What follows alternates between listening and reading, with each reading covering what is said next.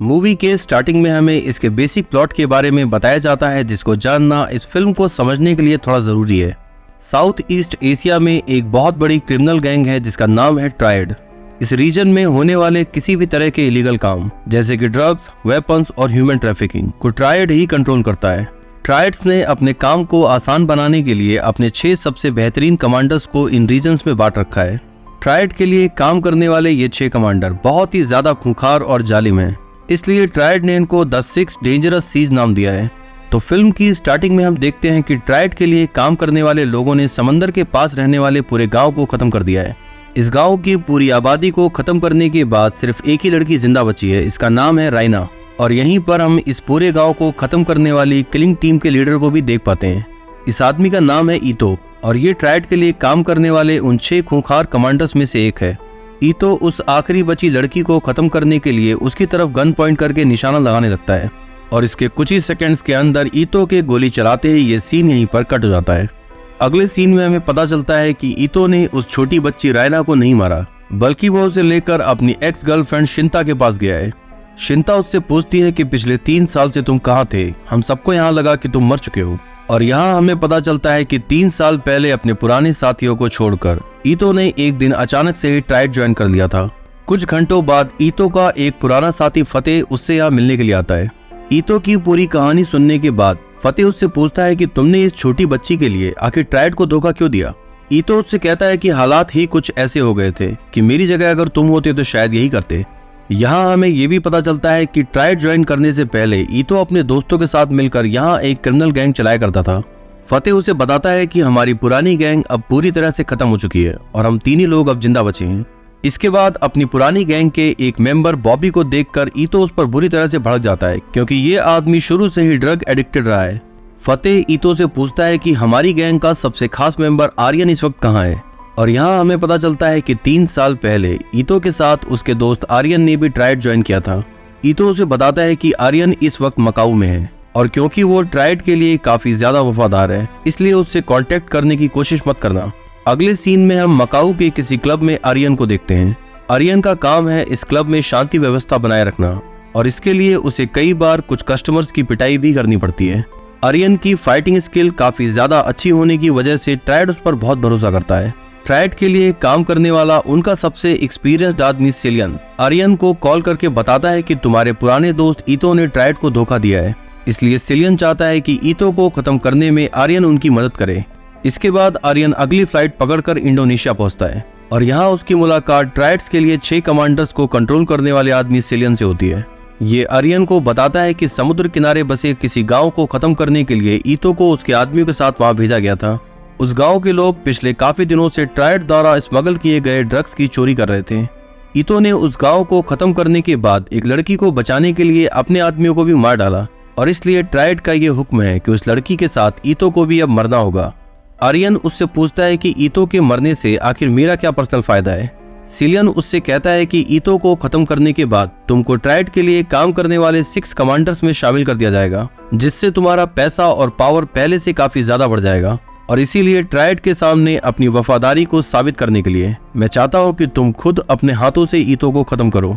यहीं दूसरी तरफ हम देखते हैं कि ईतो अपने दोस्तों के साथ मिलकर अपना और रायना का नकली पासपोर्ट बनवाने में लगा है, ताकि वो जल्द से जल्द रायना के साथ ये देश छोड़कर कहीं दूर चला जाए।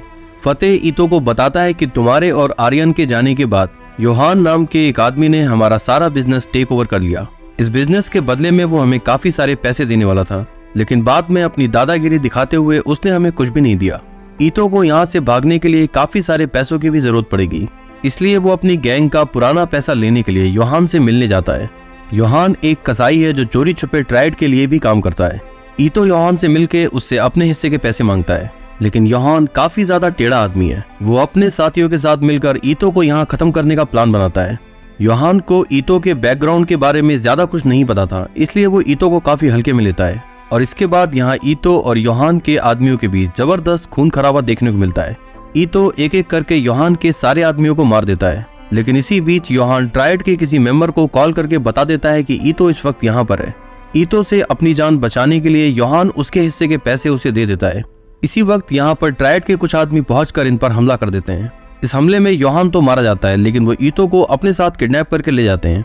इधर काफी ज्यादा समय बीतने के बाद भी जब ईतो घर नहीं लौटता तो फतेह को शक होता है कि शायद ट्राइड को हमारी लोकेशन के बारे में पता चल चुका है। इसलिए वो शिंता को बॉबी के साथ इस बिल्डिंग से बाहर जाने को कहता है। लिफ्ट के अंदर पहुंचते ही बॉबी समझ जाता है कि ट्राइड के आदमी यहाँ पहुंच चुके हैं। वो शिंता को बाहर छोड़ के अपने दोस्तों का साथ देने के लिए दोबारा घर के अंदर आता है। इसके बाद यहाँ ट्राइड के आदमियों और ईतो के दोस्तों के बीच जबरदस्त खून खराबा शुरू होता है। फतेह और बॉबी एक एक करके ट्राइड के आदमियों को मारने लगते हैं। यहीं दूसरी तरफ हम ईतो को देखते हैं जो पुलिस की किसी वैन में किडनैप करके ले जाया जा रहा था। इसका मतलब ये हुआ कि ये पुलिस वाले भी ट्राइड के लिए ही काम करते हैं। ईतो इन लोगों पर हमला कर देता है जिसमें ड्राइवर को भी गोली लगने की वजह से ये वैन पलट जाती है और इसी का फायदा उठा के ईतो यहाँ से बच के भागने में कामयाब होता है। वहीं दूसरी तरफ हम देखते हैं कि काफी ज्यादा खून खराबा होने के बाद भी शिंता के घर में हो रही वो जंग अभी भी जारी है। ईतो के दोस्तों को खत्म करने के लिए ट्राइड के कुछ खास किलर्स को भेजा जाता है। इनमें 2 लड़कियां हैं जो कमाल की फाइटर होने के साथ साथ लेस्बियन भी हैं। इनमें से एक लड़की यहीं सीढ़ियों पर रुकती है तो दूसरी ऊपर जाके ईतो के दोस्तों को खत्म करने लगती है। फतेह का भाई रैना को अपने साथ लेकर सीढ़ियों के रास्ते यहाँ से भागने लगता है। बॉबी के मरने के बाद फतेह भी सीढ़ियों के रास्ते वहां से नीचे आता है। फतेह की आंखों के सामने ही वो दूसरी लड़की उसके भाई को खत्म कर देती है। इसके बाद जब वो फतेह को खत्म करने के लिए उसकी तरफ बढ़ती है, इसी वक्त यहाँ पर आर्यन आ जाता है जो इस लड़की को पीटकर इन दोनों की जान इससे बचाता है। इसके बाद ये तीनों नीचे बने पार्किंग लॉट में जाते हैं। फतेह आर्यन से पूछता है कि ट्राइड को आखिर इस जगह के बारे में कैसे पता लगा। आर्यन एक्सेप्ट करता है कि उसने ही ट्राइड को इस जगह के बारे में बताया। फतेह उस पर चिल्लाते हुए कहता है कि अपने पुराने दोस्तों को धोखा देते हुए क्या तुम्हें बिल्कुल शर्म नहीं आई।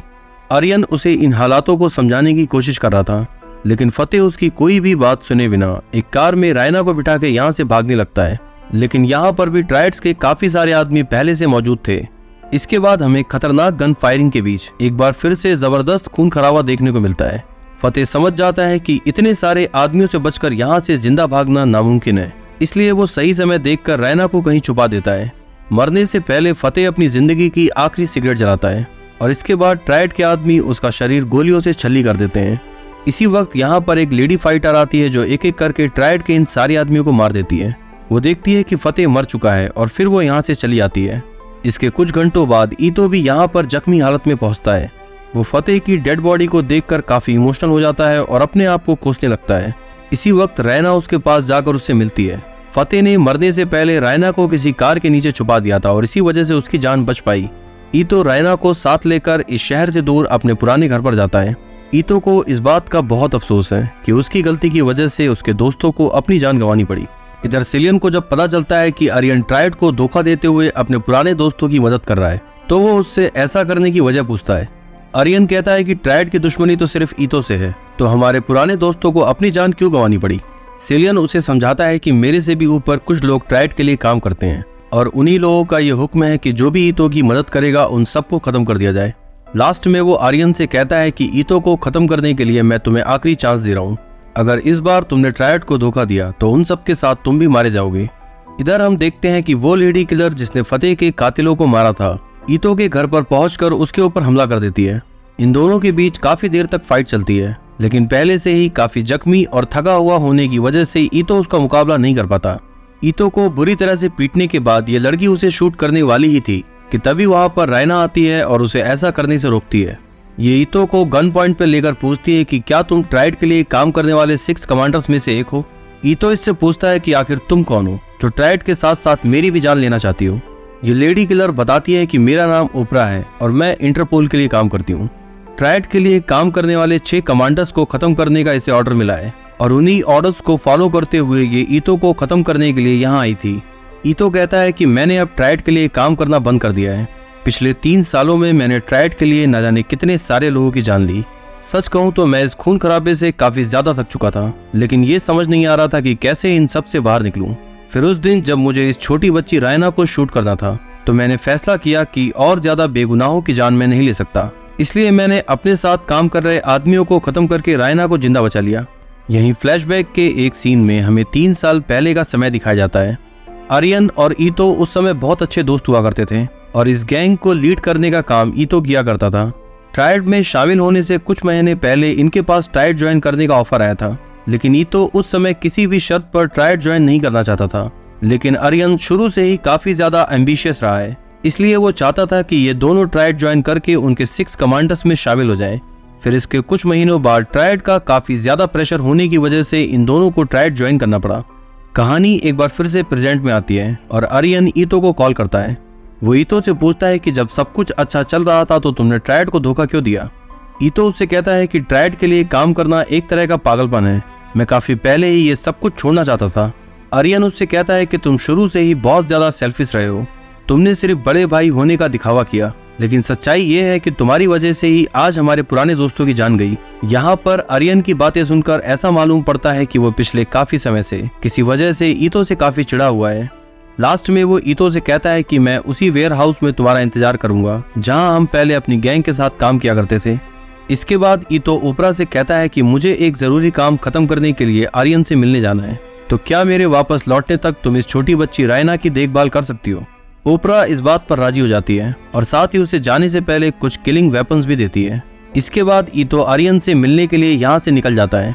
वेयर हाउस में पहुंचने के बाद सबसे पहले उसका मुकाबला ट्रायड के लिए काम कर रहे भाड़े के गुंडों से होता है। ईतो और इन लोगों के बीच जबरदस्त मारकाट शुरू होती है। एक एक करके ईतो ट्रायड के इन आदमियों को मारने लगता है। इन लोगों के बीच की ये फाइट काफी ज्यादा ब्रुटैलिटी से भरी हुई थी और यहीं दूसरी तरफ हम देखते हैं कि ट्रायड के काफी सारे आदमी रायना को खत्म करने के लिए ईतो के घर पर पहुंचे हैं, लेकिन इन लोगों को ये बात नहीं पता कि ओपरा वहां पहले से ही इनके इंतजार में बैठी थी। वो एक एक करके ट्रायड के इन आदमियों को मारने लगती है। ओपरा के पास जो वेपन्स थे वो काफी ज्यादा मॉडर्न है और इसी वजह से ट्रायड के लोग उसका मुकाबला नहीं कर पाते। यहीं दूसरी तरफ हम देखते हैं कि ईतो और ट्रायड के लोगों के बीच जंग अभी भी जारी है। ईतो ने अपनी जैकेट के अंदर लोहे की प्लेट्स पहन रखी थी, जिस वजह से ट्रायड के आदमी उसे ज्यादा नुकसान नहीं पहुंचा पाते और इसी तरह वो एक एक करके ट्रायड के लिए काम करने वाले इन सारे भाड़े के गुंडों को मार देता है। वहीं दूसरी तरफ हम देखते हैं कि ओपरा ने ट्रायड द्वारा भेजे गए ज्यादातर आदमियों को मार दिया है। इन सबको खत्म करने के बाद उसका मुकाबला उन दोनों लेडी किलर से होता है जो काफी ज्यादा डेंजरस हैं। इन दोनों लड़कियों की फाइट करने की टेक्निक एक दूसरे से थोड़ी अलग है और इसी वजह से इन दोनों से एक साथ निपटने में ओपरा को भी काफी मुश्किलों का सामना करना पड़ता है। लेकिन काफी देर तक चले इस फाइट सीन में आखिरकार ओपरा इन दोनों को इन्हीं की स्टाइल में मारकर खत्म कर देती है। इससे एक बात तो साफ पता चलती है कि ओपरा इन दोनों के मुकाबले काफी ज्यादा ट्रेंड फाइटर थी। इधर हम देखते हैं कि वेयर हाउस के अंदर ट्रायड के सारे आदमियों को खत्म करने के बाद ईतो का सामना आर्यन से होता है। ईतो उसे समझाता है कि अभी भी देर नहीं हुई है, तुम चाहो तो ट्रायड को छोड़कर एक आम जिंदगी की शुरुआत कर सकते हो। आर्यन उससे कहता है कि मेरा टाइम तो अभी शुरू हुआ है, तो आखिर मैं ट्रायड क्यों छोड़ूं। आज से 3 साल पहले हम दोनों ने ट्रायड मेरे कहने पर ही ज्वाइन किया था, लेकिन बदले में आखिर मुझे क्या मिला। तुमको तो ट्रायड ने अपने टॉप 6 कमांडर्स यानी कि 6 डेंजरस सीज का हिस्सा बना दिया और मुझे छोड़ दिया वहां मकाऊ में किसी क्लब की देखभाल करने के लिए। और यहाँ हमें पता चलता है कि यही वो बात थी जिस वजह से आर्यन ईतो से चिढ़ा हुआ था। ईतो उसे समझाता है कि इन सब में मेरी कोई गलती नहीं थी, बल्कि ये सारे फैसले तो ट्रायड ने खुद लिए थे। लेकिन आर्यन उसकी बात को इग्नोर करके उसके साथ फाइट करना शुरू कर देता है। इन दोनों के बीच जबरदस्त फाइट शुरू होती है।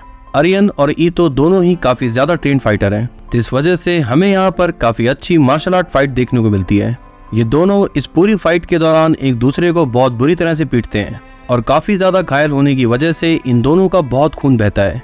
काफी लंबे चले इस फाइट सीन में आखिरकार ईतो आर्यन पर भारी पड़ता है। वो किसी धारदार चीज से आर्यन के गले पर वार करके उसके सामने के हिस्से को काट देता है, लेकिन फिर भी वो आर्यन को जान से नहीं मारता। आर्यन समझ जाता है कि इस फाइट में वो ईतो से हार चुका है, इसलिए वो ईतो को उकसाते हुए कहता है कि मुझे मारकर ये कहानी खत्म करो। ईतो उसकी जान लेने से मना कर देता है और बस इतना ही कहता है कि जो पहले से ही मरा हुआ है उसे आखिर कैसे मारा जाए। ईतो के मुंह से ये सुनने के बाद तो आर्यन का फ्रस्ट्रेशन और भी ज्यादा बढ़ जाता है। ईतो ने उसको ऐसा इसलिए कहा क्योंकि आर्यन ने ट्रायड का भरोसा जीतने के लिए अपने दोस्तों को धोखा दिया था, लेकिन किसी समय ये दोनों बहुत अच्छे दोस्त हुआ करते थे। इसी वजह से ईतो उसे जिंदा छोड़ते हुए यहाँ से जाने लगता है। इसी समय आर्यन को वहाँ पड़ी हुई एक गन दिखती है। वो ईतो के ऊपर गन पॉइंट करते हुए उसे रुकने को कहता है, लेकिन ईतो उसकी बात को पूरी तरह से अनसुना करते हुए वहाँ से जाने लगता है। आर्यन के पास ये आखिरी मौका था ईतो को खत्म करने का, लेकिन फिर भी वो उसके ऊपर गोली नहीं चलाता। इसकी वजह शायद ये है कि अब आर्यन को भी कहीं ना कहीं अपनी गलती का एहसास हो चुका था और इसी पछतावे की वजह से वो ईतो के ऊपर गोली नहीं चला पाता। ईतो के वहां से जाते ही सिलियन अपने आदमियों के साथ वहां पहुंचता है। वो आर्यन से कहता है कि ट्रायड ने तुम पर जितना भी भरोसा दिखाया, अफसोस की बात है कि तुम उस पर खरे नहीं उतरे और अब तुम्हें भी तुम्हारे दोस्तों की तरह मरना होगा। इसके बाद सिलियन के आदमी आर्यन के ऊपर ताबड़तोड़ गोलियां चलाते हैं और इस तरह से आर्यन का किस्सा यहाँ पर खत्म होता है। वहीं दूसरी तरफ हम ओपरा को देखते हैं, जो रैना को अपने साथ लेकर समंदर किनारे उस जगह पर पहुंचती है जहां उसे ईतो ने आने को कहा था। ओपरा रैना को ईतो के पास छोड़कर वहां से चली आती है। ईतो ये बात समझ चुका है कि रैना को अपने साथ रखने पर उसकी जान को खतरा है, इसलिए वो रैना को उसका पासपोर्ट देकर यहाँ से किसी दूसरे देश जा रही किसी बोट में चढ़ा देता है। ईतो ये बात जानता था कि ट्रायड के आदमी उसे ढूंढते हुए इसी जगह पर आएंगे, इसलिए वो अगली सुबह तक यहाँ रुककर उनका इंतजार करता है।